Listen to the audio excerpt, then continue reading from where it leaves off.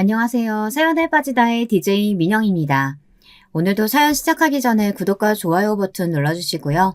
그럼 오늘의 사연 함께 만나볼게요. 안녕하세요. 저는 40대 주부입니다. 제가 이렇게 사연까지 보내게 된 이유는 최근에 정말 말도 안 되는 일을 경험해서입니다. 저는 사실 겁이 많아서 뉴스도 잘 안 봐요. 요즘 인터넷 기사만 봐도 아들이 아버지를 죽였다고 하질 않나, 10대가 초등학생을 유인해 부모에게 돈을 요구했다고 하질 않나, 듣기만 해도 너무 끔찍한 일이 많더라고요. 자식 키우면서 먹고 살기도 힘든데 그런 뉴스까지 보고 나면 하루 종일 마음이 좋지 않았습니다. 그런 뉴스를 보고 나면 세상에 믿을 사람이라고는 하나도 없는 것 같아 점점 더 외면하게 됐습니다. 그리고 저에게는 절대 일어나지 않을 일이라고 믿었죠. 그런데 세상에 절대라는 건 없더군요. 저도 믿는 도끼에 발등을 아주 세게 찍혔어요. 그 사건에 대해 말씀드리려면 먼저 저의 결혼 생활에 대해서 설명해 드려야겠네요. 저와 남편은 같은 직장에서 눈이 맞아 결혼했습니다. 사내 연애다 보니 조심할 만도 한데 둘이 너무 좋아서 티가 다 났나 봐요. 저희는 숨긴다고 숨겼는데 직장 동료들이 다 눈치채고 있었더라고요. 저와 남편은 2년 연애 끝에 결혼했습니다. 제 결혼 생활은 비교적 원만했습니다. 남편과 사이도 좋았고 시어머니도 굉장히 좋으신 분이세요. 제 주변 친구들을 보면 시어머니와 고부 갈등 때문에 남편과 이혼까지 고민할 정도로 힘들어하는 친구들이 많았는데 저는 그 반대였습니다. 남편과 다투다 화가 나서 내가 어쩌다 이런 인간이랑 결혼했나 싶다가도 천사처럼 마음씨 고운 시어머니를 뵙고 나면 남편을 미워했던 마음이 눈우뚝 사라지곤 했어요. 결혼 초기에 이런 일도 있었습니다. 제가 아이를 낳고 육아휴직을 써서 집에서 아이를 돌보고 있었어요. 저도 첫 아이라 하루하루가 매일 고단하고 힘들었죠. 친정도 멀어서 도움받을 수도 없고 너무 막막하기만 했습니다. 그런데 시어머니가 먼저 나서서 육아를 도와주셨어요. 주변에서 아이를 낳은 사람들 말을 듣다 보면 시어머니가 산후조리를 해주거나 아이를 봐주면 더 불편하고 힘들다고 하는데 저는 불편한 게 하나도 없었어요. 오히려 아침마다 시어머니가 빨리 오시기만을 바랬습니다. 시어머니는 저를 정말 딸처럼 대해주셨거든요. 아침에 오시면 밤새 아이 젖먹이느라 자지 못한 저를 무조건 자게 해주셨어요. 그리고 제가 자는 동안 아이를 보시면서 제가 먹을 밥까지 차려주셨습니다. 거기다가 제가 아이가 울기라도 하면 전전긍긍하며 어쩔 줄 몰라 했는데 그럴 때마다 시어머니는 항상 저를 먼저 생각해 주셨어요. 아기야 원래 우는 거밖에 할 줄 몰라. 배고프면 밥 주고 쉬하면 기저귀 갈아주면 되는 거야. 나는 우리 새아가 네가 더 걱정이다. 아이 걱정하느라 잠도 매일 설치고 잘 먹지도 못하고 내가 더 많이 도와줄 테니까 나 왔을 때만이라도 뭐 하려고 하지 말고 푹 쉬어. 저도 처음에는 그래도 시어머니시니 불편해서 오시면 잘 눕지도 못하고 맛있는 거라도 해드리려고 노력했어요. 그런데 그럴 때마다 시어머니는 이럴 필요 없다고 하시며 당신이 오시는 이유는 저를 쉬게 해주시려고 오는 거니 가만히 몸조리만 하라고 하셨습니다. 언제부턴가 저는 친정엄마와 있는 것보다 시어머니가 더 편했어요.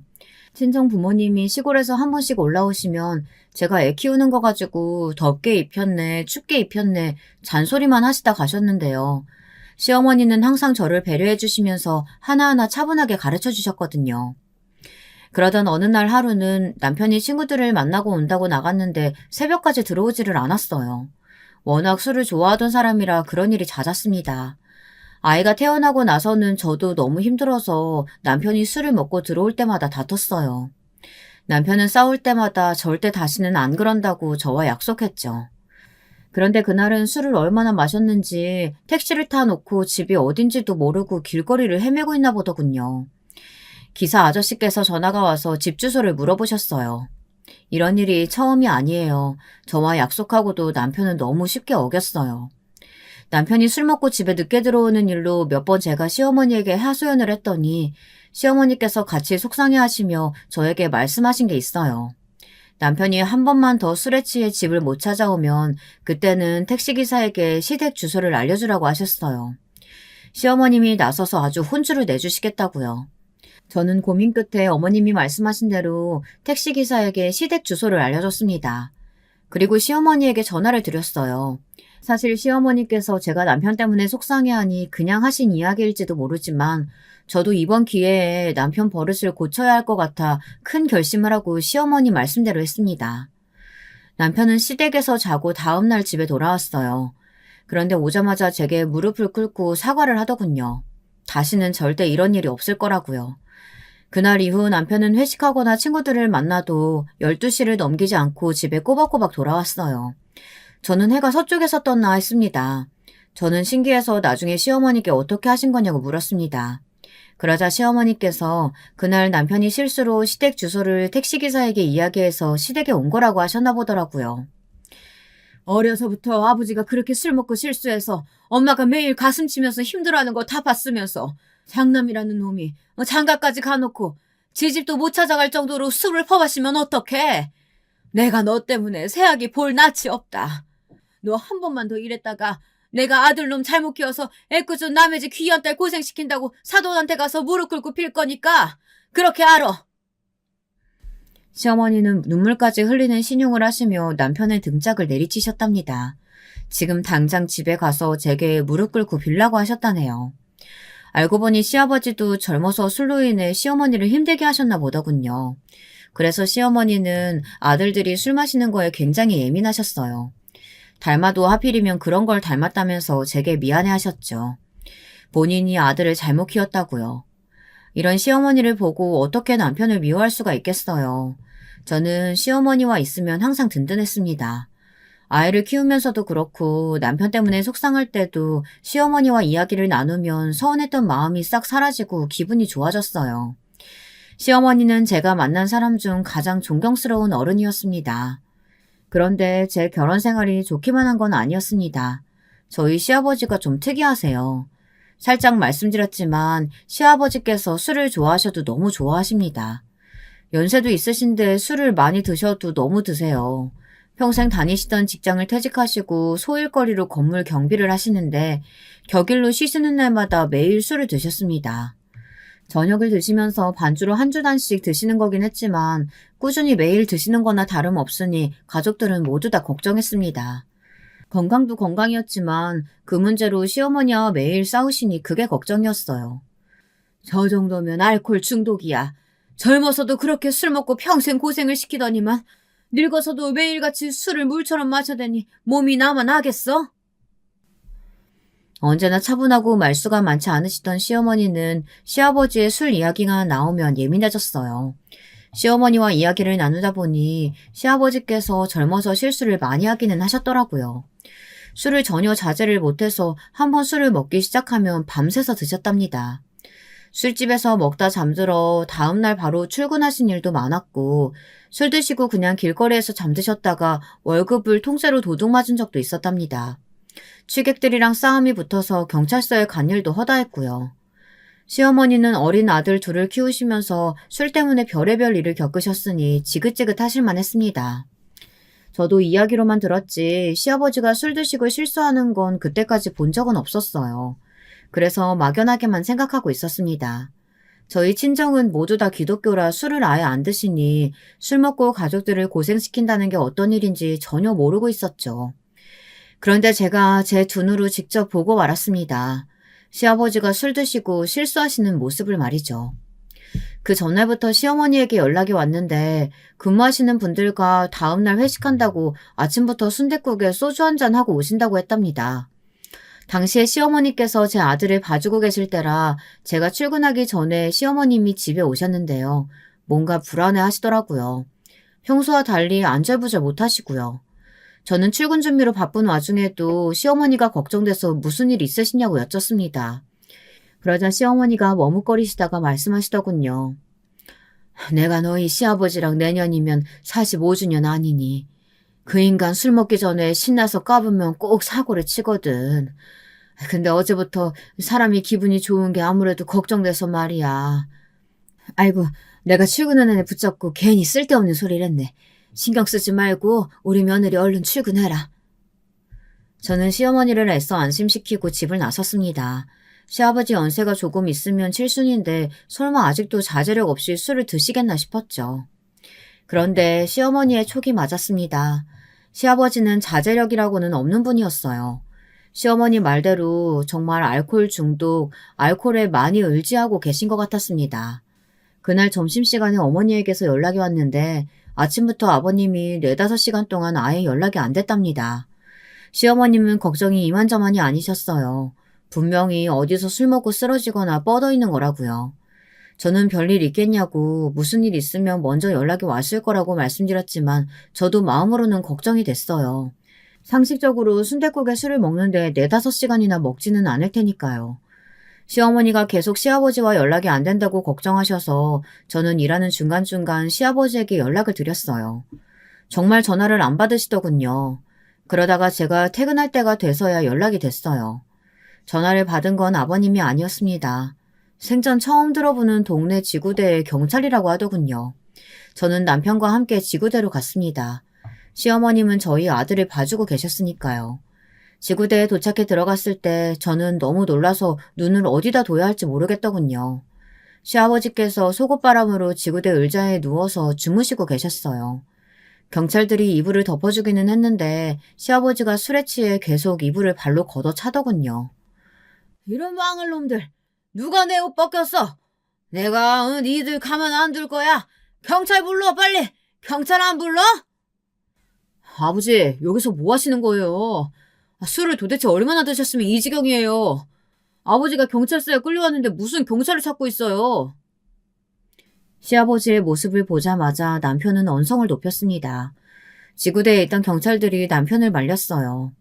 경찰들 말이 시아버지는 길거리에서 옷을 벗고 비틀거리며 돌아다녔대요. 춤도 추고 노래도 부르고요. 결국은 노상방뇨를 하다가 주변 가게에 신고를 받고 지구대에 끌려오셨답니다. 옷은 어디다 벗어뒀는지 찾을 수가 없었대요. 도대체 이 낯선 동네까지는 어떻게 오셨나 했더니 직장 근처에서 술을 드시고 무작정 지하철을 타고 계속 돌다가 그냥 아무 역에서나 내리셨나 봐요. 그러다 소변이 마려워서 아무데나 누려고 하신 거죠. 남편은 한숨을 크게 내쉬며 이마를 짚었습니다. 그리고 저에게 미안하다고 했어요. 이런 꼴을 보게 했다고요. 저는 남편의 손을 잡아주었습니다. 그리고 우선 시아버지를 모시고 집으로 돌아가자고 했어요. 얼른 술이 깨셔야 할 것 같아서요. 그런데 집에 돌아가는 차 안에서도 시아버지는 난리가 아니었습니다. 남편이 근처에서 사온 옷이 마음에 안 든다며 자꾸만 벗으려고 하셨어요. 그리고 저와 남편이 무슨 말만 하면 자꾸 욕을 하셨어요. 내가 누군지 알아? 내가 비록 지금은 경비 일하지만 옛날에는 회사에서 이 부장으로 날렸던 사람이야. 그때는 다들 쫄아서 말도 못 걸더니만 이제 내가 아주 호구로 보이나 보지? 시아버지는 직장에서 무슨 안 좋은 일이 있으셨는지 연신 화를 내셨어요. 아무래도 연세 드셔서 젊은 사람들에게 인사도 해야 하고 청소도 해야 하는 경비일이 많이 힘드신 것 같았습니다. 그날 시댁에 시아버지를 모시고 돌아오는데 마음이 무거웠습니다. 아들을 데리고 시댁에서 나오는데 시어머니가 따라 나오시더니 우물쭈물 하시더라고요. 저는 시어머니의 표정을 보자마자 시어머니가 무슨 소리를 하실지 알겠더군요. 시어머니는 제가 시아버지의 못 볼 꼴을 본 게 마음이 쓰이셨던 것 같아요. 저는 시어머니를 안아드렸습니다. 저는 오늘 하루 본 일이지만 시어머니는 이런 일을 40년 동안 무수히 겪으셨다고 하니 지금까지 얼마나 고생하셨을지 알겠더라고요. 같은 여자로서 시어머니가 너무 안쓰러웠습니다. 특별한 말을 하지 않아도 서로 안고 있으니 마음이 통하는 것 같았습니다. 다음날 시아버지에게서 전화가 왔어요. 저는 당연히 시아버지가 저에게 미안해하실 줄 알았는데 아니더군요. 시아버지는 아주 당당했습니다. 당당한 정도가 아니라 아주 뻔뻔했어요. 아이고, 내가 어제 기분이 좋아서 술을 좀 마셨더니 우리 며느리 앞에서 추태를 부렸네. 근데 남자가 원래 술 먹다 보면 경찰서도 가고 쌈박질도 하고 그러는 거지 뭐. 착한 우리 며느리가 좀 이해 좀 해줘라. 저는 기가 막혔습니다. 지금 보니 평생 시아버지는 저렇게 사신 거예요. 매일 시어머니에게 못 볼 꼴을 보이고 추태를 벌여놓고 다음 날이면 항상 아무 일 없다는 듯 대수롭지 않게 구신 거죠. 저는 시아버지의 태도에 욱했습니다. 아무리 잘 기억이 나지 않는다고 해도 본인이 저지른 짓이 버젓이 있는데 어떻게 저렇게 태연하게 굴 수 있는지 이해가 되지 않았습니다. 아버님, 이건 그냥 넘어갈 일이 아니에요. 어머니한테 사과하셨어요? 어머님이 어제 하루 종일 얼마나 걱정하셨는데요. 어제 일은 그냥 술 좀 먹었다고 일어난 일이 아니에요. 이제 연세도 있으신데 다신 그렇게 드지 마세요. 저는 최대한 목소리에 힘을 주고 시아버지에게 말했지만 시아버지는 듣는 둥 마는 둥 하시더니 저더러 잔소리도 할 줄 아느냐고 농담으로 들으셨습니다. 그제야 지금까지 시어머니가 저에게 시아버지에 대해 하셨던 말들이 파노라마처럼 스쳐 지나가며 시어머니의 심경이 이해가 되더군요. 시아버지에 비하면 남편이 회식하고 새벽에 들어오는 일은 애교에 불과했어요. 그러던 어느 날이었습니다. 저와 시어머니가 함께 아이를 데리고 키즈 카페에 갔는데 시어머니가 어딘가 좀 이상하더라고요. 아이를 안고 걸어오시는데 한쪽 다리가 축 늘어진 것처럼 이상하게 걸으셨어요. 저는 왜 그러시냐고 어디가 불편하시냐고 물었죠. 그런데 시어머니 말씀이 최근에 자꾸 몸이 처지는 느낌이 드신대요. 아침에 일어나기도 좀 힘들고 걷다 보면 몸이 앞으로 쏠려서 넘어질 것 같을 때도 있고요. 저는 아무래도 걱정이 됐습니다. 평소에 어디가 아프다는 말을 잘 하지 않은 분이신데 몸이 여기저기가 힘이 없이 축 늘어진다고 하셨어요. 제가 보기에도 전과는 달라 보이셨습니다. 시어머니는 계속 괜찮다고 하셨지만 저는 바로 시어머니를 모시고 병원에 갔어요. 그런데 병원에서 믿지 못할 이야기를 듣고 말았습니다. 시어머니께서 파킨슨 병 판정을 받은 거예요. 다행히 초기에 발견해서 치료하면 좋아질 거라고 했습니다. 약물 치료도 해보고 좋아지지 않으면 수술 치료도 있으니 의사는 걱정하지 말라고 했어요. 그 말을 듣고 나니 저와 시어머니는 안도했습니다. 그런데 예상한 것보다 판정을 받은 이후 몇 년 동안 응급실에도 여러 번 실려갈 정도로 심각한 상황도 겪어야 했어요. 수술도 받았지만 기대했던 것만큼 증세가 호전되지는 않았습니다. 그리고 무엇보다 가장 힘들었던 건 언제나 씩씩하게 견뎌내시던 시어머니께서 달라지셨다는 거예요.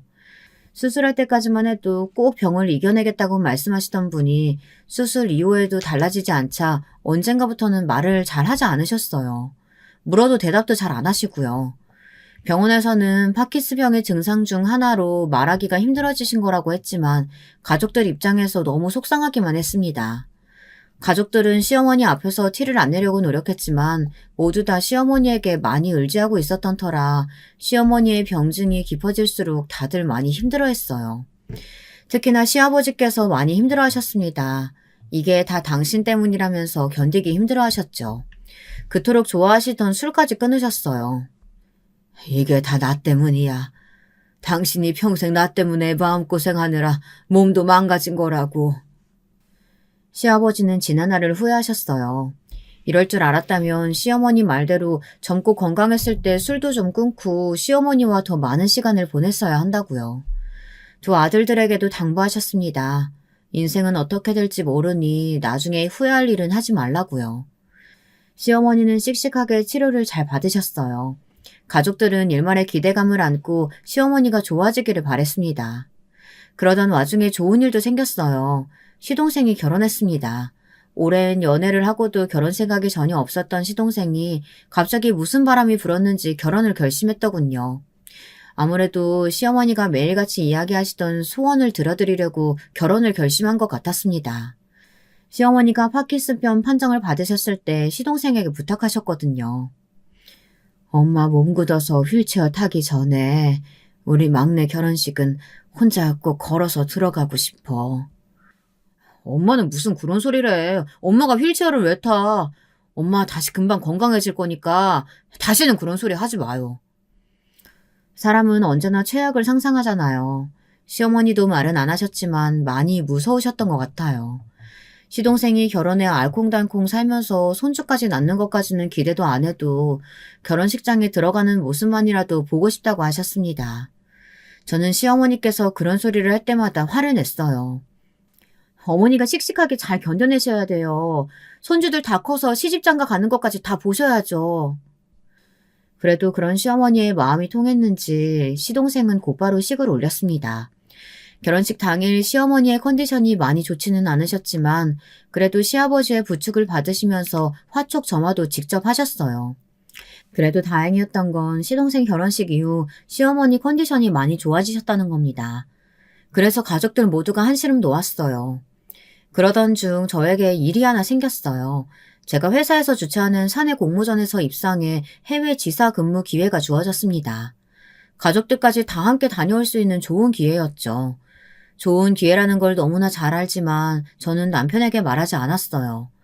시어머니가 아프신데 저 조차고 하루 이틀도 아니고 1년을 떠나 있을 수는 없었습니다. 그 사이 시어머니가 안 좋아지시기라도 하면 제가 너무 속상할 것 같아서요. 그런데 남편이 회사에 아는 동료가 많다 보니 제 이야기를 들은 거예요. 남편은 제가 시어머니 때문에 해외 근무를 포기했다는 사실을 알고 제게 화를 냈습니다. 당신이 해외 지사 가서 근무하고 싶어 했던 거 내가 다 아는데 그 좋은 기회를 이렇게 날리면 안 되지. 우리 어머니 걱정돼서 그러는 거면 당신만 다녀와. 내가 여기서 우리 아들이랑 어머니 돌보면서 있을 테니까. 남편은 해외 근무를 저만 다녀오라고 했어요. 시어머니가 오랫동안 투병 생활하시면서 제가 매번 병원도 모시고 가고 입원하시면 간호하느라 고생한 걸 아는데 하고 싶은 일까지 못하게 할 수는 없다고요. 저는 고민 끝에 저만 해외 근무를 다녀오기로 했습니다. 시어머니도 몸도 안 좋으신 와중에 제 이야기를 들으시고는 무조건 다녀오라고 하셨어요. 그때까지 버티고 있을 테니 걱정하지 말라고요. 그런데 예상외로 복병이 있었습니다. 바로 시아버지였습니다. 시아버지는 저를 따로 방으로 불러내시더니 눈물까지 훔치면서 이야기하시더군요. 혜미야, 내가 이기적이라는 거 잘 알지만 해외 가기로 한 거 안 가면 안 되니? 네 시어머니가 어떤 사람이냐? 네가 애 낳고 일 그만둘 뻔했을 때 하고 싶은 일 하라면서 본인이 먼저 나서서 네 아들 다 키워줬잖아. 그뿐이니? 자기 아들보다 너를 더 챙기고 예뻐했는데 너마저 없으면 어떡하냐. 시아버지 말을 듣는데 저도 울컥했습니다.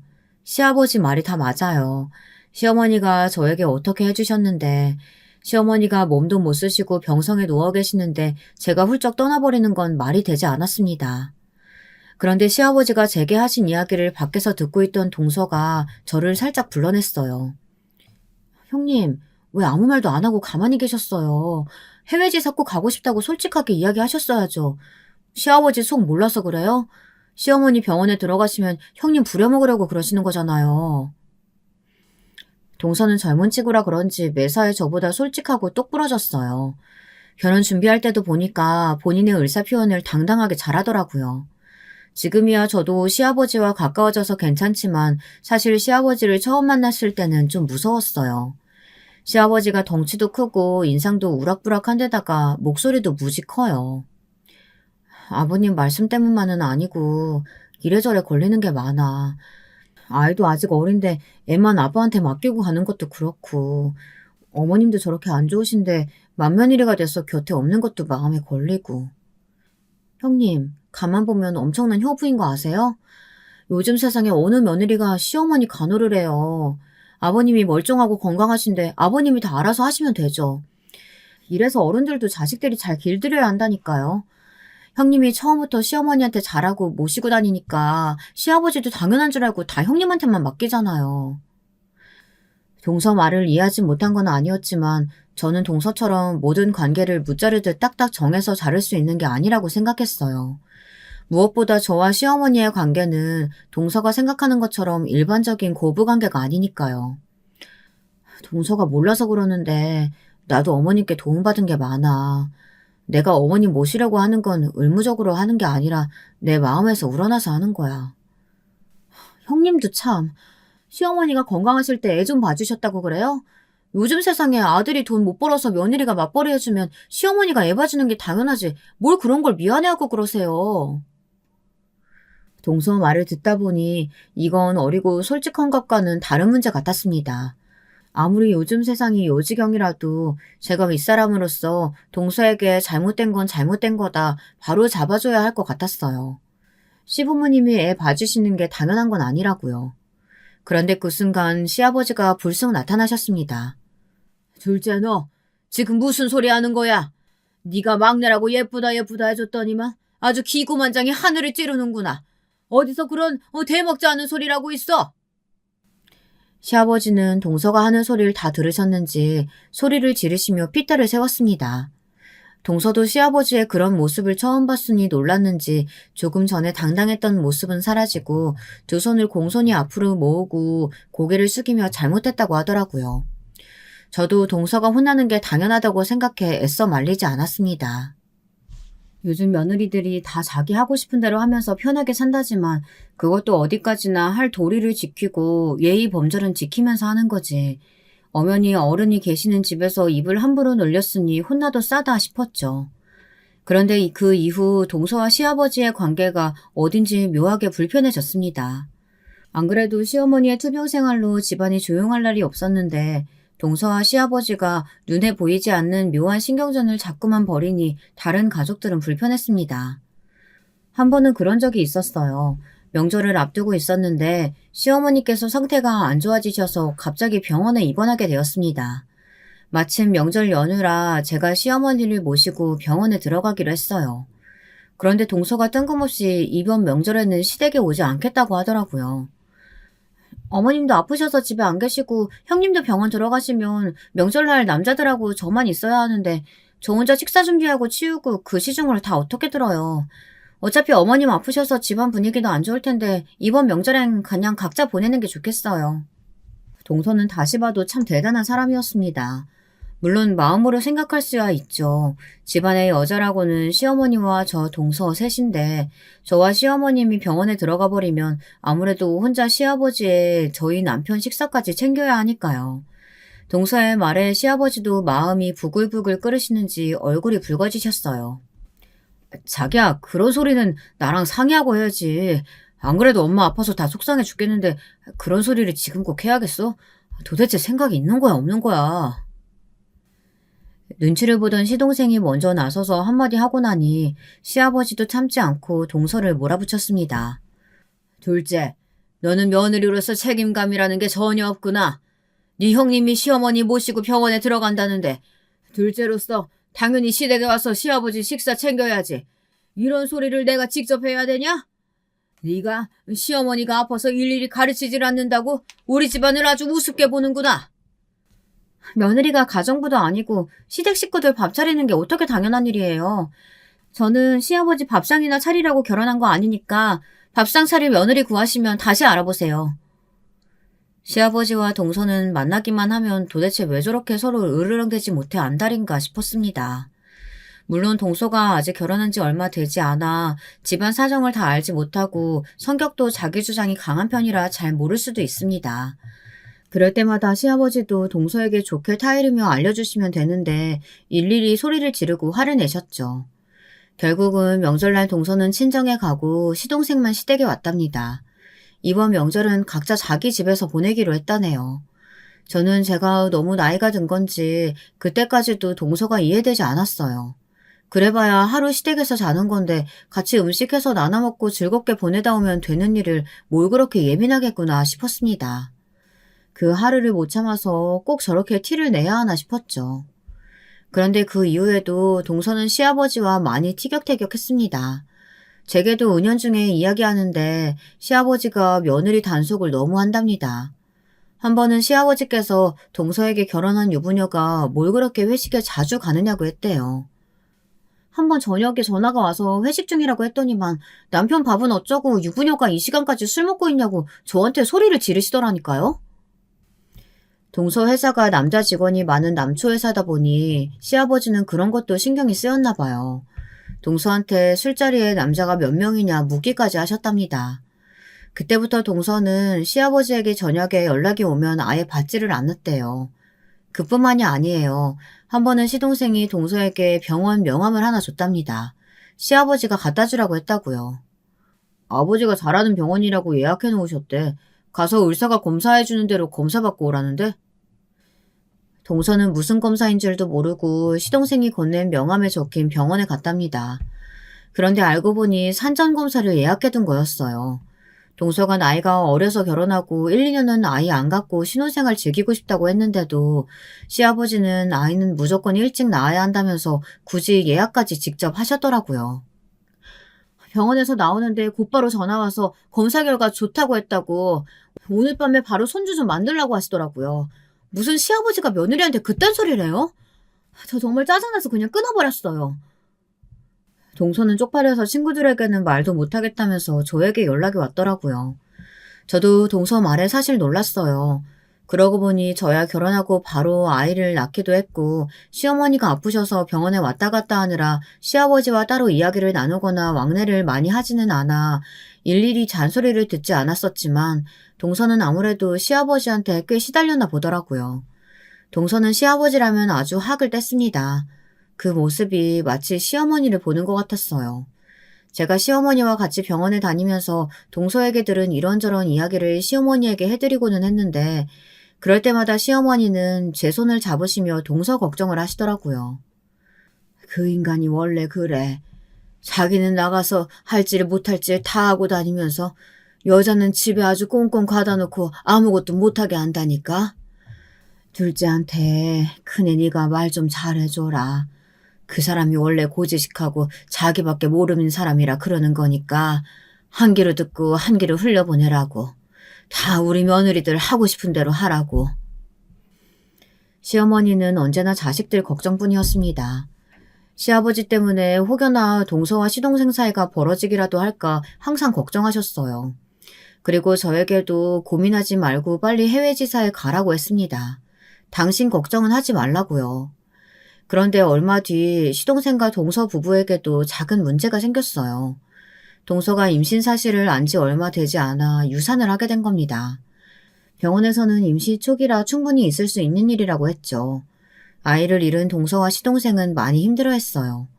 동서도 계획한 임신은 아니었지만 임신 사실을 알고 나서 태명을 짓고 아기 양말을 직접 만들 정도로 좋아했어요. 저와 남편은 자주 동서네 집에 들러 이야기를 나눴습니다. 무슨 말도 위로가 되지 않겠지만 그래도 가족끼리 함께 있다 보면 자연스레 회복될 것 같아서요. 그런데 시동생이 큰 실수를 저지르고 말았습니다. 제가 퇴근하고 동서가 좋아하는 빵을 사서 잠깐 들렸는데 동서와 시동생 사이가 분위기가 이상하더라고요. 꼭 싸운 것 같았습니다. 저는 동서에게 빵을 잘라주며 무슨 일 있었냐고 물었어요. 그러자 동서가 풀썩 바닥에 주저앉더니 펑펑 울기 시작하더군요. 이야기를 듣고 보니 이건 누가 봐도 시동생이 잘못했어요. 시동생이 동서에게 절대 해서는 안 될 말을 했더군요. 그래서 내가 회사 그만두라고 했잖아. 매일 지하철로 1시간씩 출근하고 야근에 주말 근무까지 했으니 애가 버티겠어? 임신한 사람이 애 생각했으면 내가 시키는 대로 했어야지. 자기 욕심 때문에 애를 죽여? 시동생도 너무 속상하고 감정이 격해져서 누구라도 붙들고 네 잘못이라고 따지고 싶었나 봐요. 그런데 하필이면 지금 가장 마음 아플 동서에게 퍼붓고 만 겁니다. 저는 시동생을 진정시키고 동서를 데리고 우리 집으로 왔어요. 저는 밤새 곁에서 동서를 지켜봤습니다. 쉬지 않고 얼마나 우는지 제 가슴이 다 찢어질 것 같더라고요. 내가 어쩌다 저런 인간이랑 결혼했을까요? 본인은 매일 회식에 친구들 만나면서 새벽까지 술 퍼마시고 다녔어요. 내가 입덧 때문에 아무것도 못 먹고 시체처럼 누워만 있을 때도 옆에 없었다고요. 내가 자기처럼 노느라 바빴던 것도 아니고 일이 많아서 늦은 건데 유산된 아이를 꼭 제가 죽이기라도 한 것처럼 몰아가는 게 그게 사람이에요? 동서 말은 틀린 게 하나도 없었습니다. 저는 하고 싶은 말은 많았지만 여기서 동서를 더 자극해봐야 좋을 거 없을 것 같아 밤새 동서를 위로하며 등만 토닥였습니다. 남편에게도 말해서 시동생에게 가보라고 했고요. 동서, 지금 몸도 아직 회복 안 됐는데 자꾸 힘든 생각만 하면 안 돼. 몸 생각해서 뭐라도 좀 먹고 기운 차려야지. 형님은 정말 모르시겠어요? 이 집 남자들 다 자기밖에 모르는 이기적인 사람들이라고요. 아버님만 해도 그래요. 평생 술로 어머님 고생시켜서 마음고생 하시느라 아프신 건데 막상 시어머니 아프시니까 이제와 애처가라도 되는 것처럼 위하는 척 하시잖아요. 저는 그런 남자들 보면 너무 소름 끼쳐요. 사실 말이 나와서 말인데요. 아버님 하신 것도 별로 없잖아요. 어머님 다 형님이 병원 모셔다 다니고 입원했을 때도 형님이 계셨다면서요. 동서가 감정이 격해졌는지 안 해도 될 말까지 하더군요. 저는 이대로 안 될 것 같아 동서를 진정시켰습니다. 동서, 그게 무슨 말이야. 동서가 아직 결혼한 지 얼마 안 돼서 그러는데 부부라는 게 겉으로 보이는 거 가지고 다 알 수 있는 게 아니야. 아버님이 어머님께 얼마나 잘하려고 하시는데. 저는 진심으로 그렇게 생각했습니다. 시아버지가 이제라도 시어머니에게 지극정성으로 잘하려고 하시니까요. 형님이야말로 아주버님이 형님 말 잘 들으니까 모르시는 거죠. 저희 남편이 아주버님보다 훨씬 더 아버님 많이 닮아서 제가 잘한다니까요. 아버님 절대 변하실 분 아니에요. 동서는 결혼한 지 얼마나 됐다고 멋대로 가족들을 판단하고 마음대로 떠들었습니다. 저는 듣다 이건 아닌 것 같아 동서에게 그만하라고 했어요. 동서가 기분 안 좋은 건 알고 이해하지만 그렇다고 우리끼리 시아버지 험담이나 하는 건 아닌 것 같아. 우리 앞으로 말 좀 조심하자. 형님은 마음이 참 너그러워서 좋으시겠어요. 근데 형님도 남편한테 애를 죽였네 어쩌네 그런 소리 들었으면 저처럼 하셨을걸요? 동서가 저번부터 시아버지에 대해 나쁘게 이야기하는 게 저로서는 이해가 안 돼 동서가 너무하다 싶었지만 최근에 힘든 일을 겪었으니 동서 마음을 제가 헤아려야 할 것 같아 저는 애써 말을 아꼈습니다. 얼마나 속상하면 저런 소리까지 할까 싶어서요. 그 이후 저는 해외 지사 근무를 포기했습니다. 남편은 끝까지 괜찮다고 저를 설득했지만 제 마음이 가는 대로 선택했어요. 집안 상황이 이런데 저 혼자 떠나는 건 말이 되질 않으니까요. 저는 시어머니 곁에 남고 싶었습니다. 그게 훨씬 더 마음이 편한 것 같았어요. 제가 해외 지사에 가지 않겠다고 하자 누구보다 시아버지가 제일 좋아하셨습니다. 역시 큰며느리라며 저를 치켜세우셨어요. 동서는 그런 저를 답답해했고요. 물론 저도 아깝지 않은 건 아니에요. 가끔 밤에 자려고 누우면 내가 해외 근무에 갔으면 어땠을까 상상하며 떠올리기도 했지만 후회하지는 않았습니다. 아이도 아직 어린데 곁에 있고 싶기도 했고요. 그로부터 얼마 뒤 시어머니 상태가 급격히 안 좋아지시더니 반년도 되지 않아 시어머니께서 돌아가셨어요. 시어머니가 돌아가셨을 때 가족들 모두가 시름에 빠졌습니다. 저와 남편 시동생과 동서 당연히 힘들어했지만 시아버지는 아예 식음을 전폐하시고 누워만 계셨어요. 저는 그런 시아버지가 걱정돼서 자주 찾아뵈려고 했어요. 그런데 시아버지께서 자꾸만 저희에게 오지 말라고 하셨습니다. 저는 아버님이 좋아하시는 반찬이랑 간식을 잔뜩 만들어놨다가 가져다 드리겠다고 했어요. 그런데 전혀 통하질 않았습니다. 오긴 자꾸 뭘 와. 나 이제 다 귀찮다. 너희 엄마도 내 곁에 없는데 먹으면 뭐라고 자면 뭘 하겠어. 나도 나만의 시간이 좀 필요하니까 귀찮게 하지 말고 잠자코 좀 기다려라. 시아버지가 제게까지 소리 지르는 건 처음이라 저도 더는 시아버지에게 연락드리지 않았어요. 시아버지께서 혼자 있고 싶다고 하신 말씀이 진심인 것 같아 그 뜻을 존중해드려야 할 것 같았습니다. 그렇게 시간이 흘러 시어머니의 49제가 돌아오고 있었습니다. 저는 시아버지께서 어떻게 하실 생각인가 싶어 남편과 상의하고 연락을 드렸어요. 그런데 계속 전화를 안 받으시더군요. 동서와 시동생도 며칠 동안 연락했는데 바쁜지 연락이 안 됐어요. 메시지를 보내도 읽지 않았고요. 그러다가 아무래도 걱정돼서 시댁에 한번 들렸습니다. 시아버지께서 절대 오지 말라고 하셨지만 그래도 식사라도 하고 계신지 걱정돼서 안 되겠더군요. 시댁은 1층으로 된 오래된 구옥이에요. 앞에 작은 텃밭이랑 주차장이 있고 그 옆에 작은 창고가 있었습니다. 오랜만에 왔는데 시아버지도 안 계시고 집이 조용하더군요. 시어머니 돌아가시고 집에 찾아온 사람도 없는지 주방이고 화장실이고 집안이 썰렁했어요. 저는 자연스럽게 여기저기 다니며 청소를 하고 있었습니다. 그런데 자꾸만 이상한 소리가 들렸어요. 처음엔 마당에서 들리는 바람소리인가 싶어 신경을 안 쓰고 있었는데 청소기를 돌리기 시작하니 밖에서 들리는 소리가 크게 들리더군요. 누가 여기요 하며 부르는 소리 같았어요. 저는 이상해서 곧바로 청소기를 끄고 바로 마당으로 나갔습니다. 잠시 조용해졌길래 저는 누구 있어요? 라고 소리를 질렀죠. 그런데 그때였습니다. 믿기지 않는 일이 벌어졌어요. 거기 누구 없어요? 창고에 갇혀있어요. 제발 좀 살려주세요. 이건 분명 동서의 목소리였습니다. 저는 놀라서 창고로 달려갔어요. 창고의 자물쇠가 밖에서 굳게 잠겨 도무지 열리지가 않더군요. 동서, 설마 그 안에 있는 거야? 나야, 나. 괜찮아? 문이 잠겨 있어서 그런데 지금 금방 열어줄게. 제 목소리가 들리자마자 안에서 흐느껴 오는 소리가 들렸습니다. 동서가 형님 저를 부르며 제발 꺼내달라고 애원했어요. 그 목소리가 얼마나 애달픈지 저까지도 눈물 나더군요. 저는 옆에 보이는 돌멩이를 들고 와 자물쇠를 쿵쿵 내리찍었습니다. 한참을 내리찍고 나서야 자물쇠가 열렸어요. 동서, 괜찮아? 이게 다 무슨 일이야? 저는 문이 열리자마자 안에 들어가 동서 상태부터 확인했습니다. 도대체 그 안에 얼마나 있었던 건지 얼굴이 말이 아니더군요.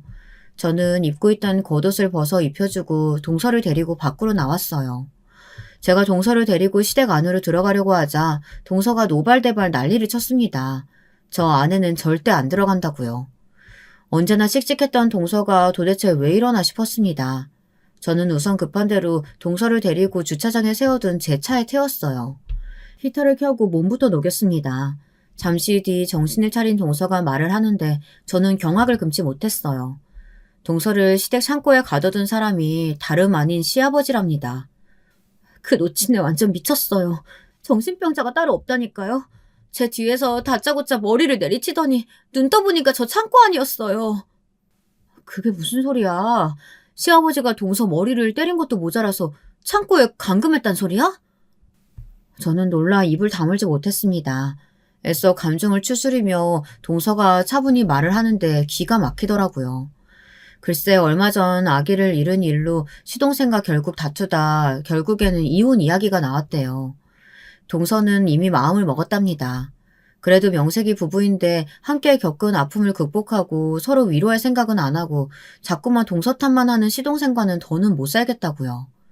그런데 시동생은 절대 이혼은 못한다고 했답니다.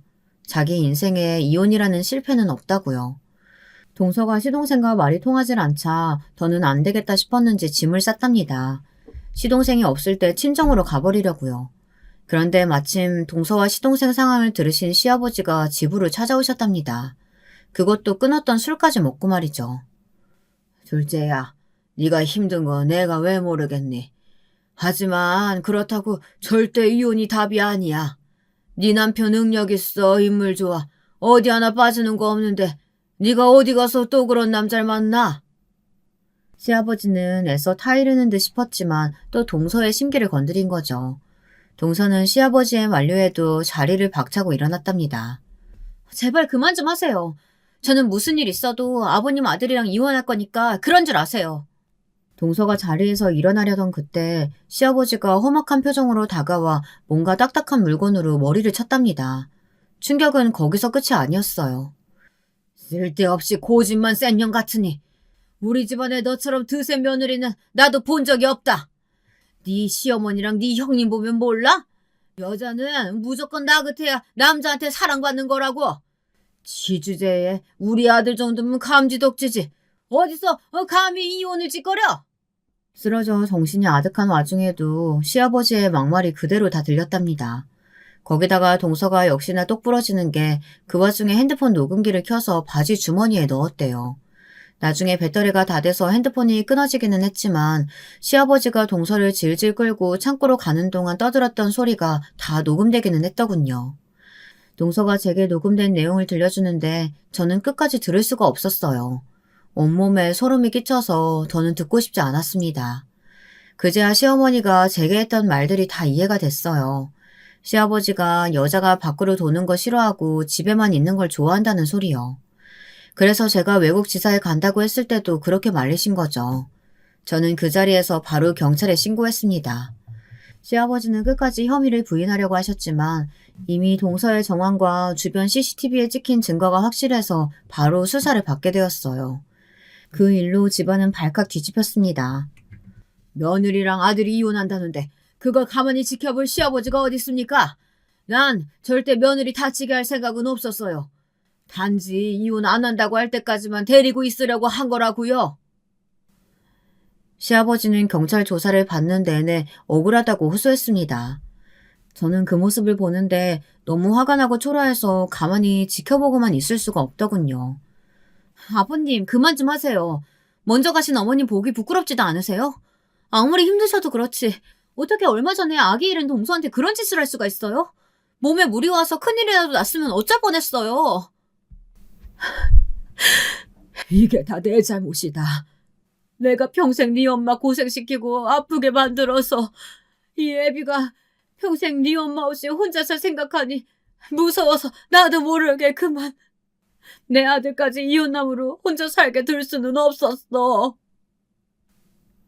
시아버지는 시어머니가 돌아가신 충격이 크긴 컸나 봐요. 눈물까지 쏟으며 말까지 횡설수설했어요. 시동생이 이혼하면 본인이 더 버틸 수 없을 것 같아 자신도 모르게 우발적으로 일을 저질렀답니다. 그날 이후 저희 시댁에는 많은 일이 있었어요. 동서와 시동생은 당연히 이혼했습니다. 동서는 그때 충격으로 아직도 정신과에 치료를 다닌다고 하더군요. 시아버지는 다행인지 불행인지 구속은 안 되었지만 사회봉사 처분과 벌금형을 받았습니다. 그리고 저와 남편은 더는 시아버지를 찾아가지 않았어요. 저와 남편도 시아버지에게 너무 실망해서 시간이 좀 필요할 것 같았습니다. 하지만 연락을 차단하지는 않았어요. 시아버지께서 매일 저와 남편에게 그날 있었던 일을 메시지로 보내시거든요. 사진까지 첨부해서 말이죠. 오늘은 내가 혼자 계란 후라이도 하고 국도 끓여 먹었다. 이게 해보니까 은근 재밌더구나. 나중에 오면 내가 너희에게도 해주마. 시아버지는 애써 저희가 돌아와 주기만을 바라며 매일 저희에게 연락했지만 저는 아직 모르겠어요. 제가 시아버지 얼굴을 다시 볼 준비가 됐는지 말이죠. 어떻게 보면 시아버지의 인생도 참 불쌍합니다. 시어머니는 일찍 돌아가셨지만 저희 마음속에 언제나 좋은 분으로 남아있어요. 하지만 시아버지는 누구에게도 좋은 사람으로 기억되지 못할 것 같습니다. 그처럼 불쌍한 인생이 어디 있겠습니까? 여러분들이라면 어떠시겠어요? 감금까지 하는 시아버지를 용서하고 다시 만나실 수 있겠어요? 저는 아직도 결정하지 못했습니다. 지금도 시아버지에게 메시지는 매일 와요. 여러분의 의견 댓글로 남겨주시면 남편과 함께 읽어보고 참고하겠습니다. 끝까지 제 사연 들어주셔서 감사해요. 여러분의 가정에는 언제나 좋은 일만 있으시길 바라겠습니다. 여러분, 두 번째 사연 시작하기 전에 좋아요, 구독 꼭 눌러주실 거죠? 그럼 두 번째 사연 바로 시작합니다. 안녕하세요. 저는 이혼 가정에서 자라난 경우인데요. 부모님께서 이혼을 하시면 자식은 양쪽으로 갈라지거나 혹은 엄마 쪽을 따라가는 확률이 높다고 하더라고요. 그런데 저는 부모님의 이혼으로 인해 편부 가정에서 자라난 사람입니다.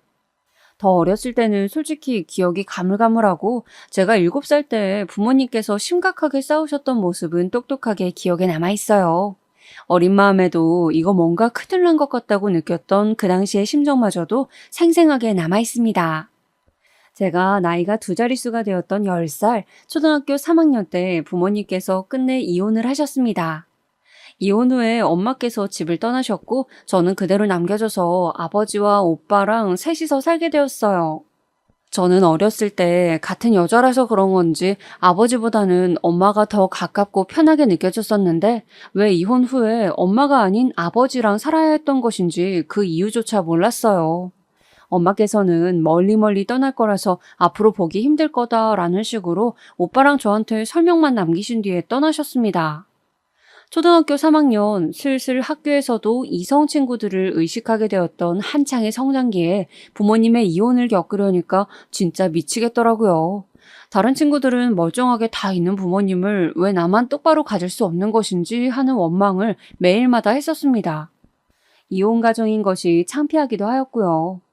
친구들에게 부모님의 이혼 사실을 들키지 않으려고 항상 신경 쓰면서 안간힘을 썼었어요. 엄마께서 집에 늘 계신 것처럼 말도 꾸며냈었죠. 아버지께서는 탄탄한 회사에 재직 중이셨기 때문에 사는 형편은 솔직히 나쁘지 않았었습니다. 그런데 아주 큰 문제가 하나 있었는데요. 그건 바로 아버지께서 꼴랑 2명 있는 당신의 자식들 중에서 오빠만 아끼셨다는 거예요. 집에 든든한 아들 녀석 하나만 있어도 일할 만 나지. 아버지께서는 꼭 말씀을 그런 식으로 하셨어요. 오빠한테는 때로는 엄하게 때로는 너그럽게 대해주셨던 아버지셨지만 저한테는 한결같이 식충이 식모를 대하는 것처럼 구셨어요. 아직 집안일을 본격적으로 다 도맡지 못했던 나이였을 때는 쓸모없이 집에서 밥만 축내는 식충이로 여기셨고 그 이후에 제가 좀 더 자란 후에는 온갖 집안일을 다 해내야만 하는 식모로 부려먹으셨습니다. 저는 엄마 대신도 아니었고 그냥 아버지의 딸이었을 뿐인데 오빠와는 다른 취급을 받는 것이 억울했어요. 저한테는 밥 차려라, 설거지해라, 주로 이런 말씀을 자주 하셨는데, 오빠한테는 밖에서 사고 치지 마라, 공부 열심히 해라, 이런 말씀을 하셨던 것만 봐도 아버지께서 아들과 딸을 어떻게 달리 여기고 계신지 알만하였죠. 나는 왜 저녁 먹은 거 설거지도 해야 되고 빨래 마른 것도 혼자 다 개우다가 정리를 해놔야 돼?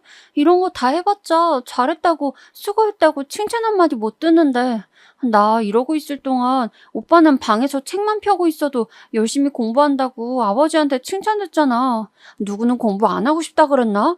진짜 별 사소한 것 가지고 오빠랑 나를 차별하시네. 오빠는 당연하게 다니는 입시학원을 저는 아버지께 간청해가면서 학원 하나만이라도 다니고 싶다며 말을 따로 꺼내야 했어요. 그렇게 함으로써 아버지께서 저의 간청을 들어주셨는가 하면 그렇지 않았답니다. 저 중학교 2학년 때였는데 아버지께서 저한테 발랑 까진 기집애라고 하시며 학원 같은 돈 나가는 소리 하지 말라고 하셨어요. 저는 학원에 다닐 자격이 없다고 하셨는데 도대체 그게 무슨 의미였는지 모르겠네요. 저는 학교에서 사고 친 적도 없었고 아버지 귀에 그 어떤 안 좋은 소리도 들어가게 한 적이 없었는데 왜 저를 발랑 까졌다고 여기시는 둥 그랬던 건지 이해할 수가 없었고 더 서러웠네요. 오빠가 일부러 아버지께 저에 대한 헛소리를 늘어놓으며 부녀 사이를 이간질했었다는 걸 알게 된 건 그로부터 시간이 좀 더 흐른 뒤였는데요. 오빠한테 미칠 듯한 분노를 느끼면서 모든 원망을 쏟아냈었는데 또 한편으로는 어쨌든 그래봤자 아버지께선 오빠만 편애했고 나는 덜 아픈 손가락인 건 변하지 않는 사실이란 생각이 들어서 마음이 차가워지기도 했었어요. 애초에 아버지께서 저를 아끼셨다면 오빠가 중간에서 제 얘기를 얼마나 안 좋게 전하든 그걸 귀담아 듣지 않으셨겠죠. 어쨌거나 저는 억울하게 문제 많은 중학생으로 이미지가 전락해서 아버지로부터 싸늘한 눈초리를 받아야만 했어요. 그러는 동안 오빠는 입시학원을 잘만 다녔고 그래도 성적 올리는 게 여의치가 않자 아버지께서는 오빠에게 과외도 붙여주셨습니다. 가장 취약한 과목 2개를 따로 과외를 받을 수 있게 해주셨던 것이죠. 무려 1대1 과외라서 장소는 당연히 저희 집이었고요. 오빠가 과외를 받을 때 제가 집에 마침 있으면 작은 간식상을 차려내야만 했습니다. 지금 생각해보니까 진짜 시녀가 따로 없었네요. 저는 중학교 3학년 때가 되어서야 아버지께 온갖 모진 소리 들어가면서 빌고 빈 끝에 학원을 다닐 수 있었습니다. 성적이란 숫자로 매겨지는 것이니까 객관적인 지표잖아요. 그걸 비교해보면 제가 오빠보다 더 나았거든요. 더군다나 저는 학원 한 군데 다니는 게 전부였지만 오빠는 학원에 과외까지 따로 받았던 걸 감안하면 제가 오빠보다 월등했던 것이죠. 그럼에도 저는 아버지로부터 칭찬 한 번을 들어본 적이 없었어요. 듣기만 해도 짜증스러웠던 그 아들 장남 타령 때문에 저는 기가 죽어갔습니다. 아버지께서 하셨던 말씀이 저는 어차피 나중에 시집가서 남의 집안 사람이 될 테지만 오빠는 우리 집에 대를 잇는 남자이기 때문에 엄연히 오빠 쪽에 더 투자를 하는 게 맞는 이치라고 하셨어요. 어떻게 자식을 둔 아버지가 그런 해괴한 발언을 하실 수가 있었는지 저는 투자할 명목과 가치가 떨어지는 딸이었습니다. 아버지나 오빠나 둘 다 남자인데 제가 집에서 얻어맞고 살지 않는 것에 그나마 감사해야 하는 건가 싶었네요. 아버지께서 남아선호 사상을 가지신 분이라는 것 외에도 저를 오빠보다 덜 아끼시는 데는 그만한 이유가 또 있었죠. 저건 어떻게 커갈수록 지 엄마랑 쏙 빼닮아가냐? 가끔은 소름이 훅 끼칠 정도네. 아버지께서는 제가 엄마랑 얼굴이 너무 닮았다는 걸 마음에 안 들어 하셨어요. 초등학교 때까지는 그렇게 티가 잘 안 났던 것 같은데 중학교에 입학하고 키가 확 자라면서부터는 진짜 제 스스로 봐도 엄마를 많이 닮았다는 걸 느낄 수 있었을 정도예요. 눈매랑 광대가 앞으로 튀어나온 거랑 윗입술만 도톰한 것까지 정말 엄마랑 저는 판박이었습니다. 오빠는 신기하리만치 아버지랑 얼굴에서 풍기는 분위기가 똑 닮았고요. 그러니까 아버지로서는 마음이 어땠겠어요? 지긋지긋하게 싸웠던 전부인이랑 똑같이 생긴 딸내미보다 본인을 닮은 아들이 좋을 수밖에 없었겠죠. 엄마가 오빠랑 내가 성인이 되기 전에 한 번은 꼭 찾아오겠다고 분명 그렇게 말을 했었는데 도대체 언제 오실까? 연락할 방법도 없으니까 답답해 죽겠네. 같이 있으면 숨이 턱 막히는 아버지로부터 벗어날 수 있는 방법이라면 당연히 엄마뿐이었죠. 그런데 연락 두절이었으니 저는 무작정 기다리는 수밖에 없었어요. 시간이 흘러 오빠가 고등학교 3학년 수험생이 되었는데 이때가 정말 저한테는 힘든 시기였어요. 귀하디 귀한 아드님의 수험 생활을 위해서 아버지께선 저한테 집에서 TV도 못 보게 하셨고 휴대폰도 무음으로 설정하라고 하셨습니다. 아버지께서 이렇게 어이없게 굴어도 오빠가 중재를 했다면 괜찮았을 텐데 자기가 받는 편애를 무척 즐기고 있던 인간이었기에 그건 턱도 없는 희망상이었죠. 오빠는 고3 수험생이라는 신분을 이용해 저를 그전보다 더욱 부려먹었습니다. 제가 어느 날은 오빠한테 과일 쟁반으로 머리를 한 대 얻어맞고 나서 너무 화가 뻗쳐서 대들었거든요. 그랬더니 오빠가 자기도 열이 받았는지 저한테 이런저런 소리를 다 해댔고 그러다가 자기 입으로 실토하게 되었던 거예요. 지금까지 아버지께 저에 대한 안 좋은 이야기를 지어내서 말씀드렸다는 것을요. 이때 그 사실을 처음 알게 된 저는 억울하고 화가 나서 미칠 지경이었어요. 두 번 다시 오빠라는 작자와는 상종하기도 싫었습니다. 그리고 아버지께 제가 왜 이토록 화가 났는지 다 말씀을 드렸죠. 그랬더니 아버지께서는 저를 보듬어 주거나 오빠를 혼내시긴커녕 한숨만 쉬시며 이런 소리를 하셨어요. 네 오빠가 짓궂은 마음에 장난으로 그래왔겠지.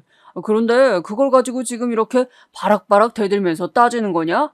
너는 애가 절대로 정신을 못 차리는구나. 네 오빠 공부해야 되는데 방해하지 말고 계속 이렇게 울고불고 난리를 치고 싶으면 밖에 나가서 혼자 소리라도 지르고 와. 그 순간 처절하게 깨달았어요. 아버지께서는 정말이지 저란 자식에 대해서는 일말의 정도 안 가지고 계시는 게 분명하다는 것을 말입니다. 저는 아버지나 오빠에게 아무런 기대를 품지 않기로 하였어요. 제가 대학을 가는 그 순간까지 그저 제 보호자 역할을 해주는 이들이라고 생각하기로 다짐하였습니다. 그렇게 마음을 먹고 나니까 서러움은 조금 줄어들더라고요. 아버지께서 그렇게 싸우고 돌며 위하셨던 귀한 아들, 제 오빠는 결국 원하던 대학교에 미끄러져서 재수를 하게 되었습니다. 솔직히 속으로 꼴 좋다고 생각했어요. 그런데 아버지께서 어느 날 저한테 네 오빠 재수 공부하는 거 뒷바라지 잘해라. 이렇게 말씀하시는 바람에 제가 할 말을 잃었습니다. 저도 고등학생이라 입시 공부에 한창인데 누굴 뒷바라지 한다는 건가요? 어차피 나는 네 대학 등록금을 내줄 생각이 없다. 대학 가고 싶으면 네가 알아서 네 능력껏 가든가 아니면 네 오빠 대학 입학 잘할 수 있도록 돕든가 선택해서 행동해. 네, 알겠어요. 기대도 안 했으니까 실망도 안 하겠습니다. 뭐야? 너 이거 말하는 꼬라지가 왜 이래? 이제는 그런 것도 꼬투리를 잡으세요? 엄마가 어디 있는지는 알려주세요. 저 성인 되기 전에 찾아오겠다고 하셨는데 아직까지도 소식이 없잖아요. 엄마 어디 있는지 모르시겠다는 건 거짓말이죠? 그냥 좀 알려주시면 안 돼요? 멀리 시골 가서 산다니까? 자기 남편이고 애들이고 다 징그럽다고 이제 이렇게 살고 싶지 않다면서 조용한 시골 가서 풀이나 뜯어먹고 살겠다던 게 바로 네 엄마야. 어디 산에 들어가서 사느라 세월 흐르는 것도 모르나 보지. 엄마에 대해서 여쭤볼 때마다 아버지께서는 한결같이 먼 시골에서 생활 중이라고 답변하셨어요. 실제로 엄마는 멀리 가서 살 거라고 하셨었고 이혼하시기 전에 언뜻 시골 이야기를 하시는 걸 제가 들었었기 때문에 이것에 의문을 품지는 않았습니다. 하지만 이혼 후에 단 한 번도 소식을 전해주지 않는 것이 의아했고 너무 슬펐어요. 오빠가 재수 끝에 대학에 입학을 할 때까지도 엄마의 소식은 없었습니다. 끝내 원하던 대학에는 입학하지 못했고 한 단계 아래급의 대학에 오빠는 들어갔어요. 자기 입으로는 여유롭게 들어갔다고 하던데 제 짐작으로는 그것도 아슬아슬했던 것 같아요. 그리고 저는 이악 물고 공부하다 죽을 기세로 열심히 해서 대학교에 장학금을 받고 들어갔습니다. 오빠보다 좋은 대학교였냐고요? 네, 당연하죠. 저는 떡잎부터가 오빠보다 공부머리가 좋았던 것을요. 외모는 제가 완전히 엄마 쪽을 닮았는데 묘하게도 두뇌는 아버지의 유전을 받았습니다. 문과보다 이과라는 점, 과학에 강하다는 점이 아버지랑 제가 동일했어요. 엄마는 저 어렸을 때도 종종 산문을 지으셨고 시집을 정기적으로 구입해 읽으셨는데 오빠가 문과 과목에 강하더라고요. 그러니 만약에 아버지께서 이런 것을 꿰뚫어 보시고 저한테 그놈의 투자라는 것을 해주셨다면 저는 날개를 달고 최고의 명문대까지 입학할 수 있었을 것 같아요. 지원도 거의 없었고 무조건 장학금 입학을 노리다 보니까 최고 명문대까지는 제가 갈 수 없었던 것이죠. 제가 대학 장학금 입학이라는 쾌거를 이룩한 후 아버지와 오빠 둘 다 입이 조개처럼 다물렸어요. 축하한다는 말도 제대로 안 해주는 두 사람을 보면서 역시 앞으로 내 인생에 두 사람을 배제해야겠다는 결심을 재차 마쳤습니다. 성인이니까 알아서 살아갈 작정이었죠. 대학을 입학하게 되면서 따로 나가 살게 되었고 저는 미련 없이 짐을 챙겼습니다. 그러면서 엄청난 사실을 알게 되었어요. 두고 나가는 것 하나 없이 제 소지품을 싹 다 챙기고픈 마음에 집안 여기저기를 싹 다 뒤졌거든요. 그때 안방 협탁 맨 아래 서랍의 바닥에서 발견하고 만 거예요. 이게 뭐야? 이건 엄마가 오빠랑 내 앞으로 보낸 편지들이잖아. 와, 그것들을 보는데 심장이 미친 것처럼 뛰었습니다. 어째서 오빠와 저의 눈을 피해 이 편지들이 아버지께만 전달될 수 있었는가 의아해하면서 몇 통의 편지들을 다 읽어가던 저는 또다시 분노에 휩싸이고 말았어요. 아버지는 물론이고 오빠까지 엄마의 편지가 존재한다는 것을 알고 있었던 겁니다. 내용을 보니까 오빠가 엄마 앞으로 편지를 써서 붙인 적이 있다는 것이 유추되었어요. 엄마의 편지는 총 6통이었죠. 오빠는 아버지의 전폭적인 지원과 지지를 받고 있었으니 굳이 먼 지역에서 새 인생을 살고 있다는 엄마가 필요하지 않았던 거예요. 무엇보다 아버지께서 엄마라면 치를 떠셨고요. 그래서 둘이 작당하에 엄마를 밀어내고 잘라냈던 거입니다. 저도 그 의견에 동의하는 것처럼 꾸며서 말이에요. 하지만 저는 내내 엄마가 궁금했고 보고 싶었거든요. 아버지와 오빠에게 변명할 기회조차 주고 싶지 않았던 저는 편지에 적힌 발송 주소로 혼자 찾아가 보았습니다. 생전 처음 가보는 지방의 동네였는데 제 예상과 달리 시골이 아니었어요. 다만 시골과 인접해 있는 도시였을 뿐이었죠. 제가 대뜸 나타나니까 엄마는 까무러칠 듯 놀랐습니다. 엄마는 한눈에 저를 알아보지 못하였지만 저는 당연하게도 엄마를 바로 알아보았어요. 그렇게 10년 만에 모녀상봉이 이루어졌습니다. 엄마는 어렸던 저를 뒤로한 채 당신의 새로운 인생을 찾아서 떠났던 것을 너무 미안해하고 있었고 죄책감에 시달리며 살아왔다고 했어요. 저는 엄마에게 지난 이야기를 모두 들려드렸죠. 그것들 정말 미친놈들 아니니? 어떡해? 세상에, 지금까지 너한테 어쩜 그렇게 굴 수가 있었단 말이야. 엄마는 길길이 날뛰면서 화를 냈고 절대로 아버지와 오빠를 용서하지 않겠다고 하였습니다. 저는 오빠가 제 이야기를 아버지께 나쁘게 전했던 것을 돌려주기로 하였어요. 엄마에게 오빠 이야기를 가진 양념을 다 쳐서 최고로 나쁜 악마인 것처럼 전해주었거든요. 아예 없는 이야기를 꾸며낸 것은 아니었으니까 캥기지는 않았네요. 오히려 후련했죠. 엄마는 틈틈이 글을 쓰면서 지내고 있었고 6년 전에 어떤 분과 재혼을 한 상태였습니다. 저도 그날 바로 그분을 배웠는데 인상이 좋은 아저씨였어요. 그분에게는 딸 2명이 있었고 사별이란 아픔을 겪으신 후에 저희 엄마를 만나서 연애하다가 재혼까지 한 것이더라고요. 아저씨의 딸 2명은 저보다 나이가 많았고 큰 딸은 외국에 있다고 했어요. 그리고 작은 딸도 외국행을 준비하고 있다고 하더군요. 아저씨는 밭을 가꾸고 특수작물을 연구하는 일을 하시는 분이었는데 순박해 보이는 웃음 이면에는 여유로움이 풍겼습니다. 저희 아버지와는 인상이 완전히 반대였어요. 엄마는 제가 집을 떠나 혼자 살게 된 공간을 보고 싶다면서 저랑 같이 서울로 올라가겠다고 하셨죠. 그리고 함께 서울로 올라왔을 때 엄마는 저에게 놀라운 이야기를 들려주었어요. 재혼한 아저씨가 엄청난 갑부라는 사실이었습니다. 땅 부자에다가 건물도 2채 갖고 있다는 설명만 듣고도 저는 소스라치게 놀랐죠. 겉으로 봐서는 그냥 좋은 아파트에 사니까 적당히 누리고 사시는 것 같은 그런 정도로만 느껴졌었거든요. 엄마도 차림새가 수수해 보였고요. 그런데 엄청난 부자일 줄은 상상도 못했어요. 그럴 만한 사연이 있었어. 그이가 돈 문제 때문에 진통을 겪었거든. 중마고우한테도 뒤통수를 맞은 이후로는 마음의 문을 닫아버렸어. 절대로 그 누구한테도 돈 많고 잘 산다는 이야기 안 하고 살아.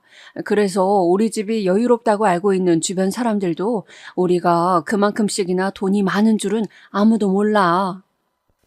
엄마가 재혼한 아저씨는 돈 때문에 홍역을 단단히 치렀었대요. 그 이야기를 듣고 나니까 어째서 엄마와 아저씨가 가진 것에 비해 소탈한 듯한 느낌으로 사는지 이해할 수 있었죠. 그리고 엄마도 그렇지만 아저씨가 참 자유로운 영혼이었어요. 틀에 박힌 걸 싫어하였고 마음 가는 대로 사는 걸 좋아하는 스타일이시더군요. 바로 이런 부분이 엄마는 아버지와 본질적으로 맞지 않았기 때문에 늘 충돌하셨었나 봅니다. 엄마는 자유롭게 살고 싶은 욕심에 어렸던 저를 제대로 챙기지 못한 게 후회된다면서 이제라도 저를 뒷바라지 해주고 싶다고 하였어요. 집안에 재산이 많다는 것을 저에게 밝힌 것도 바로 그 때문이었죠. 아저씨는 저를 보자마자 친딸처럼 챙겨줘야겠다는 생각이 드셨대요. 그래서 엄마를 통해 저한테 집안 재산을 다 밝히고 앞으로 다 지원해주자는 뜻을 밝히셨던 거예요. 저는 제 친아버지한테서도 평생 못 받아본 애정을 생전 처음 본 엄마의 재혼 상대로부터 받게 된 것이 얼떨떨하기도 하였고 괜히 서름이 북받쳐서 눈물도 났어요.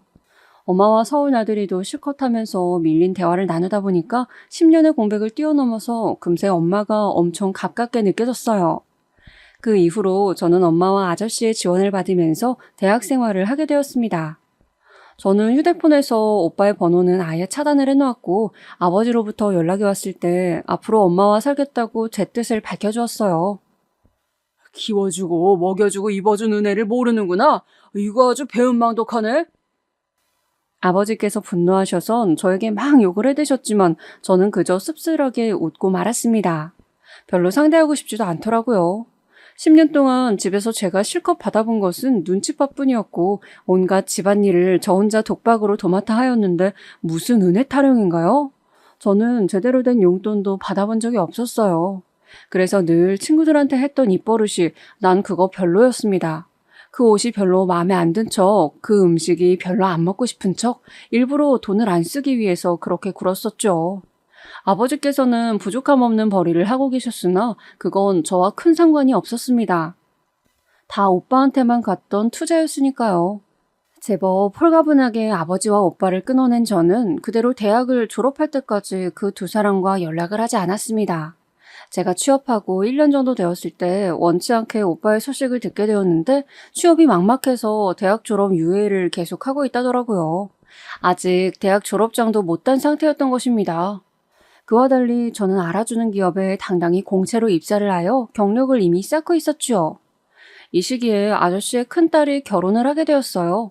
결혼 상대는 재미교포인데 결혼 후에 미국에서 계속 살 거라고 하였습니다. 저한테 꼭 와달라고 얘기를 해주셔서 저도 가고 싶었는데 회사에서 너무 중요한 프로젝트가 진행되는 바람에 도저히 미국을 다녀오는 일정으로 시간을 뺄 수가 없어서 참석을 못했어요. 결혼식 참석 겸 잠깐 관광을 하고 싶었던 욕심이 있었기에 너무너무 아쉬웠는데 다녀오신 엄마가 저에게 대신 선물을 잔뜩 안겨주었습니다. 그 중에서는 차 한 대 값은 나올 명품 가방도 있었고요. 새삼 엄마가 아주 부유하게 살고 계신다는 게 체감되더군요. 이번에 결혼식 보면서 많은 생각이 들더라. 우리 딸도 빨리 좋은 짝 만나서 시집 가면 내가 진짜 잘 챙겨줄 텐데 그 사돈댁에도 내가 잘해줄 수 있는데 이런 생각이 들면서 갑자기 막 조바심이 나는 거 있지? 너는 아직 결혼 생각 없어? 아유, 엄마, 아직 내가 결혼하기에는 조금 이른 나이야. 요즘에는 다들 결혼 늦게 하잖아. 나는 한 5년 뒤에나 결혼 상대 있나 없나 찾아볼 생각이야. 뭐라고? 세상에, 얘가 아주 여유롭게 생각하고 있었구나. 아휴, 이 엄마 마음 같아서는 당장에 네가 좋은 짝 만나서 행복한 인생의 이막을 열었으면 좋겠지만 내 마음만 이래서는 될 일도 안 되겠지. 그래, 너 좋은 대로 하려무나. 그렇게 있다 보면 좋은 사람이 생길 테지. 엄마는 제가 빨리 결혼했으면 좋겠다면서 눈을 빛내셨지만 저는 전혀 생각이 없었어요. 부모님의 이혼을 겪은 이후 아버지와 오빠랑 살면서 결혼이란 정말 쓸모없는 짓이다. 왜 멋대로 자식을 낳아놓고선 그 자식을 이렇게 힘들게 만들까라는 원망을 사실 제가 적잖이 했었기 때문에 결혼이란 제도 자체에 회의감도 살짝 가지고 있었습니다. 물론 이런 이야기까지는 엄마한테 말 안 했었고요. 저는 제 스스로가 더욱 잘나고 멋진 사람이 되어서 나중에 보란듯이 아버지의 길을 꺾고 오빠보다 모든 면에서 월등해지고 이렇게 되는 목표를 가지고 있었기 때문에 그저 열심히 회사에서 경력을 쌓는 일상에 만족하였습니다. 그런데 사람 일이라는 게 정말 묘하게 돌아가더라고요. 지인의 소개를 통해서 어쩌다 연애를 시작하게 되었는데 이게 타이밍이 잘 맞아서 그냥 엉겁결에 사귄 거나 다름이 없었고 그만큼 가벼운 무게감의 연애였습니다. 결혼 생각은 결코 없었다는 얘기죠.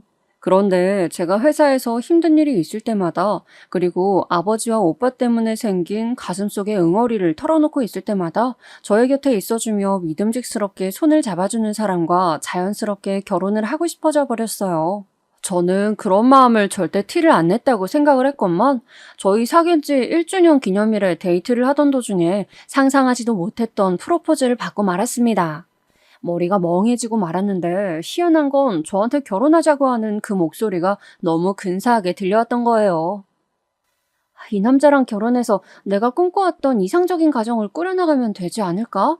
서로가 좋은 아빠, 엄마가 되어서 자식은 며칠 낳든 차별하지 않고 키우면서 끝까지 책임지는 가정. 그 가족 구성원에 내가 들어간다면 정말 멋질 것 같은데. 갑자기 저는 홀린 듯이 그런 생각들을 하고 말았고, 그 프로포즈에 승낙을 해버렸습니다. 결혼 상대를 5년 뒤에나 찾아볼 것이라고 엄마한테 말했던 저의 말은 이루어지지 않았고, 그때로부터 고작 1년이 지났을 때 결혼을 결심하게 되었으니, 사람 앞날은 한치 앞을 모르는 것이고, 그렇기 때문에 그 무엇도 장담할 수 없는 것이라는 생각이 들었어요. 남편은 저보다 4살이 많았고요. 그래서 저희는 궁합도 안 보는 완벽한 4살 차이라면서 즐겁게 떠들어대곤 했습니다. 연애할 때야 저희끼리만 알콩달콩 잘 지내면 그만이었지만, 결혼이란 것을 진행하다 보니까 예비시댁이 진짜 엄청나게 신경 쓰이더군요. 왜냐하면 남편은 여동생만 2명 있는 집안의 장남이었거든요. 차라리 남편에게 누나가 있는 것보다야 여동생이 있는 편이 낫다고는 생각을 했는데, 어쨌거나 저에게는 시누이가 2명 생기는 것이었으니 왠지 입맛이 떨떠름하였습니다. 게다가 그 여동생 2명이 아직 다 미혼이었거든요. 시댁에서는 자식을 처음 결혼시키는 게 금쪽 같은 장남이었으니 예비 며느리인 저를 얼마나 눈에 쌍심지켜고 살펴봤겠습니까? 인사드리러 갔을 때 정말 가시방석에 앉아있는 줄로만 알았어요. 특히 시어머니 되실 분께서 젊으신 편이라서 그런지 패션도 휘황찬란하셨고요. 기도 아주 세 보이셨고 제 눈에는 좀 무섭게 느껴졌습니다. 저는 옛날부터 친척집을 왕래한 적이 거의 없었고, 그래서 여자 어른이라고는 10년 만에 재회해서 지내고 있는 엄마뿐이었기에, 엄마는 무척 수수하고 자유분방한 패션을 추구하는 분이셨거든요. 그래서인지 그와 상반되어서 시어머니 되실 분의 인상이 굉장히 강렬하게 다가왔던 것 같아요. 남편을 젊은 나이에 결혼하시자마자 낳으셨던 거라서 연세도 얼마 안 되신 분이셨고요. 저희 엄마 쪽이 훨씬 연상이었어요. 도대체 어떻게 대해야 할지 감도 안 잡혀. 그냥 이대로 물어보시는 말씀에만 차분하게 답을 해도 되는 걸까? 나보고 언변이 부족한 애라고 생각하시면 어떡하지? 저는 긴장 속에서 그런 고민을 하고 있었는데, 제 속내를 읽기라도 한 것처럼 그때 남편이 옆에서 제 손을 슬쩍 잡아줬었어요. 그러자 갑자기 꽁꽁 얼어붙어 있던 몸의 긴장이 풀리면서 기분이 나아지더군요. 어쨌거나 저와 결혼할 당사자인 남편하고만 괜찮다면야 시어머니께서 대하기 어려우신 분이라는 건 별로 큰 문제가 아니라는 생각이 들었습니다. 갑자기 자신감이 붙어서 그때부터는 생글생글 잘도 웃으면서 시부모님과 대화를 해나갔어요.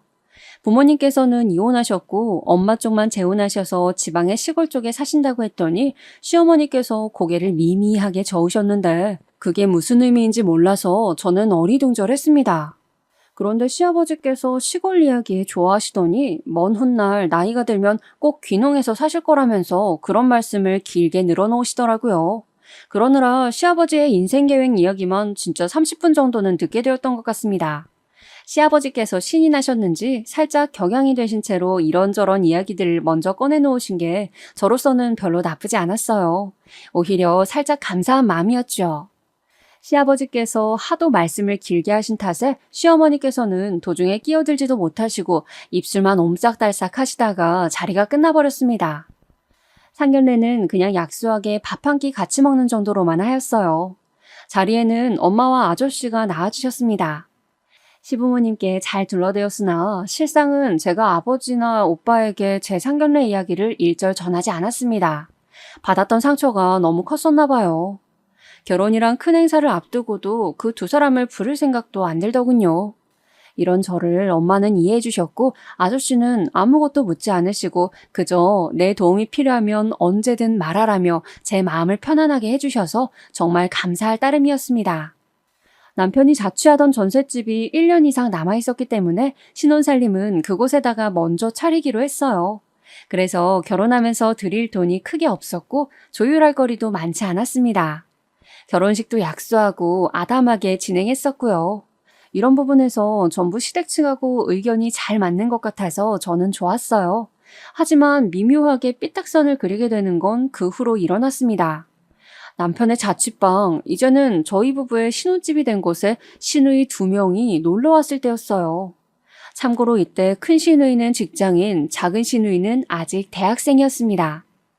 그런데 대뜸 저한테 신혼집 근처에 있는 유명 카페에서 케이크를 사달라고 하더군요. 케이크를 사와서 같이 커피랑 마시면 좋겠다면서 이야기를 하길래 저도 처음에는 좋은 의견 같아서 반색하였죠. 남편이 토요일에 중요한 약속이 갑자기 잡혀서 저 혼자 집에 있을 거라고 하니까 시누이 2명이 난데없이 온다 그래서 왔던 거였거든요. 그래서 집에는 손님 맞이를 할 만한 구색이 부족하였고 시누이들이 좋은 아이디어를 낸 것 같아서 저도 동의했습니다. 여자들끼리 케이크 먹으면서 커피 한 잔씩 하면서 친목을 다지면 예쁜 그림일 것 같았거든요. 그런데 그 순간 작은 시누이가 저한테 던진 말. 그럼 언니 빨리 출발하세요. 네? 저요? 무슨 출발이요? 아, 그 카페 말이죠? 그럼 어디겠어요? 좀 있으면 사람 몰릴 시간대니까 지금 빨리 가서 진열되어 있는 케이크들 좀 싹 다 사와주세요. 오시면서 카페라떼랑 카페 모카 같은 것들 좀 알아서 맛있는 걸로 음료도 사와주시고요. 아, 네, 그럴게요. 그런데 저 혼자 가요? 왜요? 여기서 거기가 별로 멀지도 않은 한 동네인데 설마 그 나이 먹고 길 잃으실까 봐 그러신 거예요? 아니요, 그럴 리가요. 네, 그럼 저는 그 카페에 가서 케이크랑 이것저것 좀 사올게요. 잠깐 쉬고들 있어요. 저는 얘가 왜 나한테 이렇게 빈정거리지? 하는 의문을 가진 채로 카페를 향해 출발하였습니다. 사실 머릿속으로는 이게 설마 가짜는 신우이 행세를 하고 싶어서 그러는 건가 하는 가장 설득력 있는 가정을 해내고 있었지만 그러지 않기를 바라는 마음에 애써 부정하고 있었죠. 충실한 심부름꾼처럼 케이크랑 커피랑 이것저것 사서 돌아왔더니 시누이 2명은 거실 소파에 축 늘어앉은 모양새로 TV를 보고 있었습니다. 예능 프로를 시끄럽게 틀어놨더라고요. 뭘 그렇게들 재미있게 보고 있어요? 사람 오는 줄도 모르고. 아, 언니 갔다 오셨어요? 그럼 이제 다과상 차리세요. 네? 아니, 사온 것들 그냥 늘어놓고 바로 먹으면 되는데요? 둘 다 부엌 식탁으로 와요. 내가 금방 접시랑 포크만 꺼낼게요. 언니, 왜 이렇게 센스가 없어요? 지금 우리 TV 보고 있잖아요. 이런 상황에서는 알아서 작은 상 꺼내다가 거기에 차려서 이쪽으로 내와야죠. 이건 언니보다도 나이 적고 사회 경험 적은 저도 알거든요? 작은 시누이가 저한테 말을 쏴붙이는데 저도 모르게 얼굴에 열이 확 오르는 게 느껴졌습니다. 얼굴이 막 뜨끈뜨끈해지더라고요. 집에서 아버지랑 오빠한테 식모 취급당하면서 살아왔던 그 시절도 떠오르면서 제가 영문 모를 상황에 서러움을 느낄 때였습니다. 작은 시누이의 옆에 앉아서 피식피식 웃고 있던 큰 시누이가 귓속말을 하는 척하면서 저한테 다 들리도록 이렇게 말을 하는 거예요. 야, 너는 이혼 가정에 대한 배려도 없냐? 이혼 가정이라 아빠, 오빠하고만 살았다잖아. 그런데 결혼식에는 엄마랑 재혼한 아저씨가 왔고 이게 뭘 뜻하겠어? 집안이 콩가루라는 거지. 그런데 무슨 센스 같은 걸 배웠겠냐고. 얼핏 말투만 보면 자기 동생을 나무라는 것 같았지만 실상은 전혀 그렇지 않았죠. 그 내용은 완전히 저를 욕보이는 것이었습니다.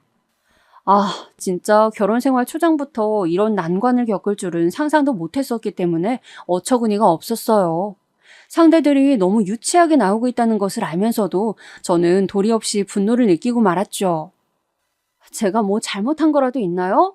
저는 잘못은커녕 무슨 짓도 딱히 하지 않았는데 도대체 지금 왜 이러시는 거예요? 어머, 왜 이렇게 정색을 하고 그러세요? 저희가 없는 말을 지어낸 것도 아니고 지적 못할 부분을 지적한 것도 아닌데요? 지금 이러시는 이유 제가 마음에 안 들어서라는 것 정도는 저도 눈치챌 수 있으니까요. 그러니까 어디 한번 말들을 해보세요. 괜한 트집으로 빙빙 돌리지 마시고 똑바로 하고 싶은 말들을 해보시라고요. 제가 속에서 부글부글 끓어오르는 화를 참으면서 겉으로는 싸늘하게 말을 했더니 시누이 둘이서 자기들끼리 시선을 교환하더군요. 이윽고 큰 시누이가 저한테 눈을 부라리며 이렇게 말했습니다. 저희 오빠한테 기생해서 결혼했으면 이 정도는 별것 아닌 해프닝으로 받아주셔도 되는 거 아니에요? 기생? 기생이라니 그게 무슨 소리예요? 제가 하는 것 없이 돈을 내는 것 없이 이 결혼을 했다는 건가요? 설사 그렇다 하더라도 그건 저희 부부의 일이지 두 분이 참견할 영역이 아니에요. 저희가 두 분한테 돈을 뜯어서 결혼한 것도 아니잖아요. 와, 논리 한번 재밌으시네. 저희는 오빠의 동생들이니까 그렇죠. 여기 오빠 집 저희 부모님이 전세 얻어주신 거거든요. 여기에 들어와 있는 가구, 가전들 거의 다 원래 있던 거잖아요. 그거 전부 다 저희 부모님이 해주신 거예요. 언니는 결혼해서 달랑 몸만 들어와 살고 계신 주제 보니까 이번에 차를 뽑으신다고 했다더라고요. 그리고 명품백, 신상 명품백은 왜 두 개나 가지고 계세요? 왜 분수에 안 맞게 설치시냐고요? 저희 오빠 등골 빼먹고 저희 집안에 기생하려는 꼼수 아닌가요? 이러니까 저희로서는 솔직히 좋게 안 보여요. 큰 시누이의 말에 저는 되려 놨었던 화가 좀 수그러들었고 그러면서 웃음이 나왔습니다. 지난 세월 차별과 냉대와 방치를 당하며 겪었던 저의 경험치가 이럴 때 빛을 발하더라고요. 겨우 이 정도로는 제가 전혀 상처를 받을 수가 없었어요. 제가 막 실실 웃고 있으니까 시누이들이 화가 나서는 자리에서 벌떡 일어나서 저에게 한마디씩 던졌습니다. 제 휴대폰에 메시지가 날아든 건 바로 그때였어요. 우리 이제 앞에 도착했다. 엄마가 보내신 거였는데 그걸 보고 나서 깜짝 놀랐죠. 주말에 한번 방문하신다고 했던 걸 제가 그만 깜빡 잊고 있었던 거예요. 그런데 차라리 잘 되었다 싶더군요. 그래서 엄마한테 바로 올라오시라고 답장을 보냈습니다. 그러고선 시누이들을 상대해 주었죠. 두 분이서 저를 안 좋게 보시면 뭐 어떡할 건데요? 제가 기생을 하든 희생을 하든 그게 두 분하고 뭔 상관이죠? 이 집 전세금에 들어간 돈들 중에 두 분의 돈이 단 1원이라도 들어갔으면 제가 당장 사과드릴게요. 제 말에 시누이들의 입이 꽉 다물렸습니다. 표정이 분하다는 얼굴들이더라고요. 잠시 후에 저희 집으로 온 손님이 있었으니 바로 엄마와 아저씨이셨습니다. 과일이랑 직접 하신 반찬들을 가지고 오셨더라고요. 엄마와 아저씨는 집에 제 시누이들이 와 있으니까 깜짝 놀라신 눈치였어요. 어색한 분위기가 흘렀습니다. 엄마가 이게 무슨 상황이냐고 저에게 눈짓을 하는 것에 저는 한숨을 쉬며 이실직고 해드렸어요. 내가 쥐뿔 가진 것도 없는 주제에 결혼한 지 얼마 안 돼서 차 뽑는다 하니까 아가씨들은 그게 좋지 않게 보이셨나 봐. 그리고 결혼하면서 딱히 들고 온 것도 없는 주제에 값비싼 명품백은 들고 다니니까 어이도 없으셨을 테고. 저의 말을 듣자마자 엄마와 아저씨의 눈길이 시누이들에게로 향했습니다. 시누이들이 당황하면서 어쩔 줄을 몰라 하자 엄마가 조용히 말씀해 주셨죠. 명품백? 그건 내가 사준 건데. 까짓 거 1,000만 원씩밖에 안 하는데 그게 뭐 대단한 거라고 지적질들을 했어요. 시누이들이 깜짝 놀라서 엄마를 바라보았을 때 그 옆에서 아저씨께서 차분한 목소리로 말씀해 주셨어요. 차는 내가 뽑으라고 한 거예요. 풀옵션 넣어도 1억밖에 안 하는 건데 너무 그렇게 나무라지들 말아요. 그러자 이제는 완전히 눈알이 튀어나올 듯 커진 시누이들이 아저씨를 봤다가 저를 쳐다봤습니다. 저는 이쯤이면 됐다 싶어서 시누이들을 잡아 끌었습니다. 어차피 곧 시누이들이 집에 갈 참이었다고 둘러대면서 배웅을 나가는 척 하였죠.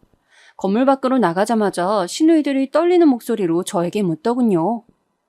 언니, 혹시 집이 부자였어요? 네, 제가 번 건 아니지만 저희 엄마랑 아저씨가 워낙 부유해서요. 건물이고 땅이고 다 있어요. 제가 무덤덤하게 대답을 하자 시누이들은 개미만한 목소리로 각자 죄송하다는 인사를 저에게 해왔습니다. 그 후로 죄송하다는 메시지도 저한테 거듭 보내오더군요. 저는 어쨌든 일단락되었구나 싶어서 엄마랑 아저씨랑 제가 사온 케이크를 나눠 먹으면서 좋은 시간을 보냈습니다. 그날 저녁에는 남편이랑 같이 넷이서 외식을 하면서 잘 보냈고요.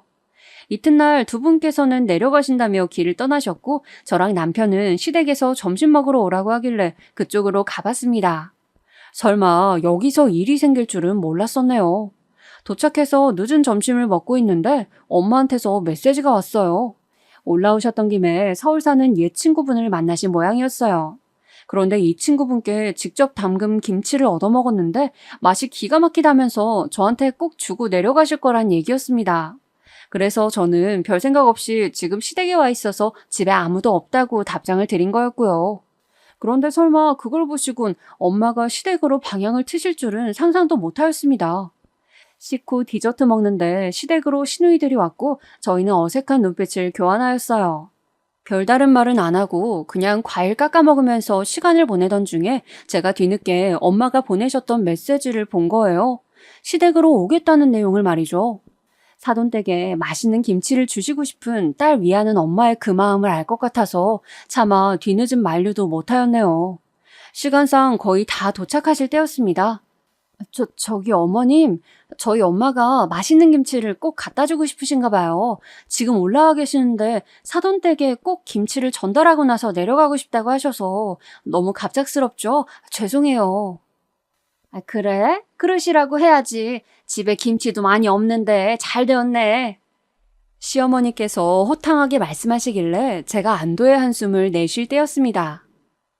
죄송할 게 뭐 있니? 시골 사람들은 원래 그렇게 다 촌스러운 거야. 격이 없고 매너도 없고 다들 그렇지 뭐. 시어머니의 말씀에 어폐가 있는 것 같아서 기분이 이상하더라고요. 시아버지랑 남편은 마침 지하주차장에 차 고친다고 내려가 있었는데 딱 그 찰나에 엄마가 시댁에 오셨습니다. 아저씨는 차에서 기다리고 계신다고 하였어요. 엄마는 정말로 김치만 딱 가져다 주시고 갈 요량이었던 거예요.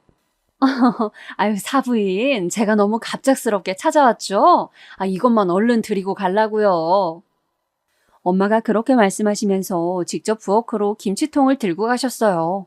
전날에 엄마를 뵌 적이 있었던 시누이들은 표정 관리를 하면서 괜히 딴 곳들만 쳐다보더군요.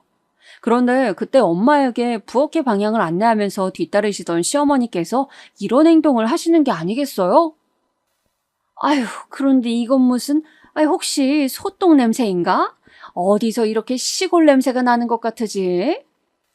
갑자기 손으로 코를 틀어막으시면서 과장된 목소리를 내시는 겁니다. 제가 너무 놀라서 순간적으로 말문이 막혀버렸고 부엌에 식탁 위에 김치통을 내려놓으신 엄마도 어리둥절해서는 시어머니 쪽을 쳐다봤어요. 일부러 엄마를 시골 사람이라고 낮잡아보며 망신을 주는 발언을 하셨던 시어머니. 그 생각이 짧은 행동이 이어지는 것을 막은 것은 바로 시누이들이었습니다. 엄마, 저분은 우리가 건들 수 있는 그런 레벨이 아니야. 큰 시누이가 시어머니께 빠르게 속삭이는 것을 귀 밝은 제가 간신히 들을 수 있었습니다. 그리고는 작은 시누이가 시어머니의 귀에 대고 무슨 말을 하더군요. 도대체 뭘 들으신 건지 그 다음 순간 시어머니께서 저희 엄마 쪽을 봤다가 슬그머니 눈을 아래로 내리까셨습니다. 아이고, 아까 양념 버무리고서는 그 손을 이 옷에다가 문질렀더니 무슨 냄새가 난다고 제가 그런 착각을 했나 보네요. 그렇게 변명하시는 시어머니께서는 여전히 눈을 내리깔고 김치통만 바라보고 계셨는데 억지로 미소 짓는 인매가 어색해 보였습니다. 네, 사부인. 그럼 저는 김치 드렸으니까 이만 바로 가볼까 해요. 너무 바로 가시는 건 아닐지. 뭐 커피나 한 잔 드시고 가도 되는데요. 아니에요. 내려갈 길이 멀어서 바빠요. 정 그렇게 커피를 드시고 싶으시다면 저희 딸이랑 커피 한 잔 드시면서 좋은 시간 함께 보내주세요. 저희 딸이 커피를 참 좋아하거든요. 엄마는 마치 부하 직원을 격려하는 상사처럼 시어머니의 곁으로 다가가 그 어깨를 손으로 두드리면서 말씀하셨습니다. 시어머니께서는 정신없이 고개만 끄덕여 대셨고요. 엄마가 시댁을 떠나신 후 안방에 들어간 시어머니와 시누이들이 셋이서 뭔 대화를 나누더라고요.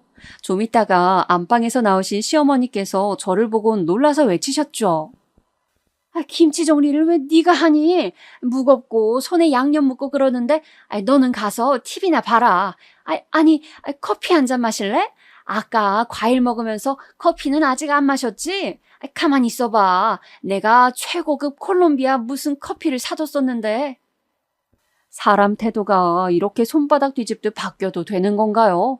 저는 당황스러워서 시누이들 쪽을 쳐다봤는데 둘 다 저를 향해 온순한 미소들을 지어주더군요. 그날 시댁을 나서면서도 시어머니의 극진한 배웅을 받았습니다. 그렇게 황송한 대접은 처음이었네요. 그 이전까지는 저를 잘만 부려먹으셨으면서 말이죠. 제가 집에 가면서 남편한테 이런저런 얘기를 다 했더니 남편이 웃겨 죽으려고 했습니다. 저는 남편이랑 대화가 잘 통하고 이 사람의 착한 성품이 마음에 들어서 결혼했던 것인데 역시 제가 느꼈던 대로 남편은 그런 사람이었고 함부로 말을 옮기지 않았어요. 그래서 오죽하면 시댁 식구들한테도 저희 엄마한테 돈이 많다는 소리를 하지 않았던 것이죠. 어쨌거나 배우자는 잘 골랐다는 생각이 새삼 들었습니다. 그 이후로는 시댁에서 융숭한 대접을 받는 며느리가 되었어요. 돈 때문에 이렇게 상황이 역전되다니 기쁘면서도 왠지 씁쓸하기도 하였습니다. 그리고 엄마가 재혼으로 완전히 부유하게 살고 있다는 사실을 아버지와 오빠가 드디어 알아차렸습니다. 아버지는 왠지 열받아 하신 것 같았고 오빠는 자기도 엄마한테서 지원을 받고 싶다며 욕심을 냈어요.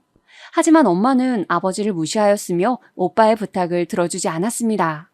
마음고생 심하게 하면서 살아온 딸 하나 챙기기도 바쁘다는 이유를 들어서 오빠를 물리쳤어요. 그 어느 때보다도 제 속이 시원하였네요.